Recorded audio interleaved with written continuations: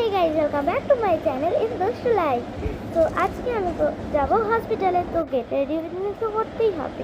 সেখানে আমি একটা সুন্দর দেখে স্কার্ট পরে নিয়েছি, দেন আমি একটা সুন্দর দেখে টপও পরে নেবো। চলো পরে নেওয়া যাক। আচ্ছা, এখানে আমি টপও পরে নিয়েছি। তো এবার আমার আরও কটা কাজ আছে, যেটা হলো কি ঘড়ি পরবো আর চেনটাও পরবো। তো এখানে আমি আমার চেন পরে নিয়েছি, সুন্দর দেখতে চেন। তো এবার ঘড়ি পরবো, বাট ঘড়ি তো আর আমি নিজে পরতে পারি না, তো বাবাই পরিয়ে দেবে। চলো পরে আসা যাক। তো আমি আমার ঘড়ি পরে চলে এসেছি আর স্টাইল দেখাতে যাই হোক, চেনটাও পর্যন্ত ঢুকে গেছে আমার স্টাইল দেখতে। আচ্ছা, তো এখানে আমি আমার সব থেকে হার্ড জিনিসটা করবো, যেটা হলো চুল আঁচড়াবো। তারপর মা চুলটা আমার সুন্দর করে বেঁধে দিয়েছে।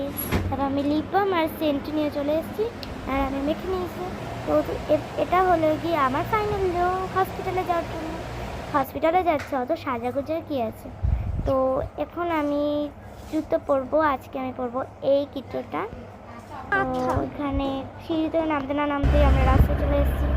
স্কুটি করে যাচ্ছি আমরা বাদামতলা অবধি, তারপর আমরা অটো ধরে ফেলেছি। অটো